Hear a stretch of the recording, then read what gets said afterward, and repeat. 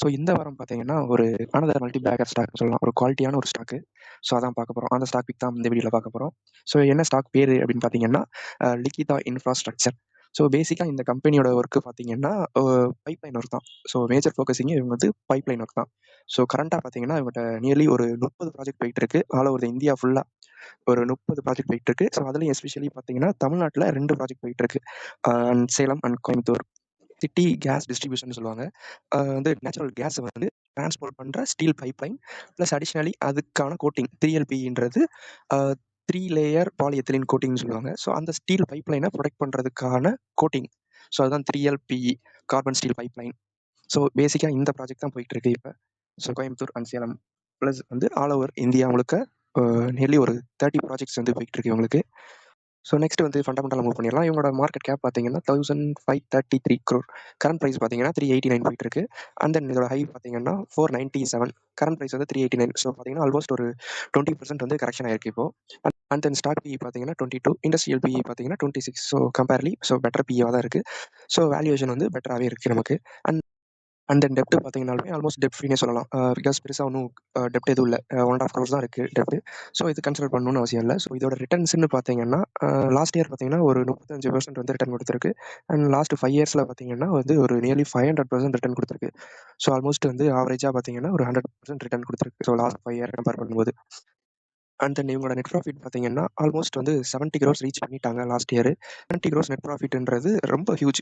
Because பார்த்தீங்கன்னா இந்த கம்பெனியோட நெட் ஒர்த்தே பார்த்தீங்கன்னா 300 crore தான். ஸோ 300 crores நெட் ஒர்த் உள்ள ஒரு கம்பெனி வந்து 70 crores நெட் ப்ராஃபிட் மேக் பண்ணுறாங்கன்றது ஸோ பெரிய விஷயம். ஸோ பயங்கரமான பாசிட்டிவ். ஸோ என்னை பொறுத்தவரை அண்ட் எவ்ரி இயர் பார்த்தீங்கன்னாலுமே கன்சிஸ்டண்ட்டாக growth இருக்குது. ஸோ 2 crores ஸ்டார்ட் பண்ணி ஸோ ஆல்மோஸ்ட் வந்து 70 crore ரீச் பண்ணிட்டாங்க.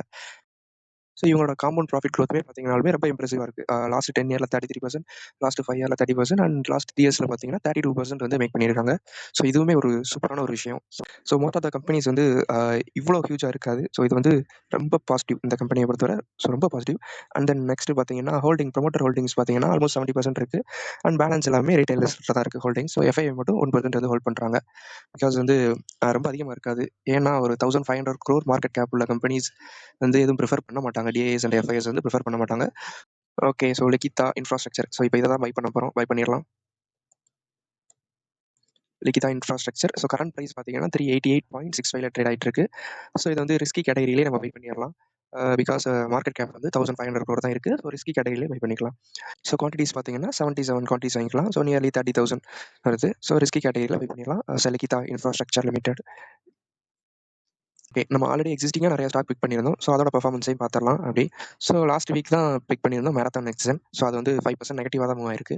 அண்ட் தென் லார்ஜ் கேப் பார்த்தலாம். லார்ஜ் கேப் பார்த்தீங்கன்னா பாரத் எலக்ட்ரானிக்ஸ் வந்து ஒரு 16% வந்து ப்ராஃபிட்டில் இருக்குது. அண்ட் தென் சோலார் இண்டஸ்ட்ரீஸ் ஒரு 6% negative. And Bank of Baroda ஒரு 4% வந்து பாசிட்டிவாக இருக்குது. அண்ட் மிட் கேப் பொறுத்தவரை அஸ்ட்ரல் வந்து ஒரு 4% நெகட்டிவ். அண்ட் சுப்ரீம் வந்து ஒரு 7% நெகட்டிவ்ல தான் இருக்குது. அண்ட் தென் ஸ்மால் கேப் பார்த்தீங்கன்னா ஏஞ்சல் ஒன் வந்து நியர்லி 30% நம்ம கிராஸ் பண்ணிருச்சு. அண்ட் ஜெயக்குமார் இன்ஃப்ரா ப்ராஜெக்ட்டும் லாஸ்ட் வீக் தான் வாங்கிடணும். அது வந்து ஒரு 3% நெகட்டிவாக மூவ் ஆயிருக்கு. ஸோ லாஸ்ட் வீக் வந்து பெருசாக எதுவுமே மூவ்மெண்ட் இல்லை. ஸோ ஆல்மோஸ்ட் சைட்வேஸ் தான். ஸோ அதனாலவே நிறைய ஸ்டாக்ஸ் இன்னும் நெகட்டிவாக தான் இருக்குது. ஸோ ஃபர்தர் அப்டேட்ஸ் வந்து நெக்ஸ்ட் வீக் பார்க்கலாம். ஸோ எப்படி பர்ஃபார்மன்ஸ் பண்ணுது எக்ஸிஸ்டிங் ஸ்டாக்கு. ஸோ அடுத்த வீக் என்ன ஸ்டாக் பிக் பண்ணலான்றதை நெக்ஸ்ட் வீக் பார்க்கலாம். பை.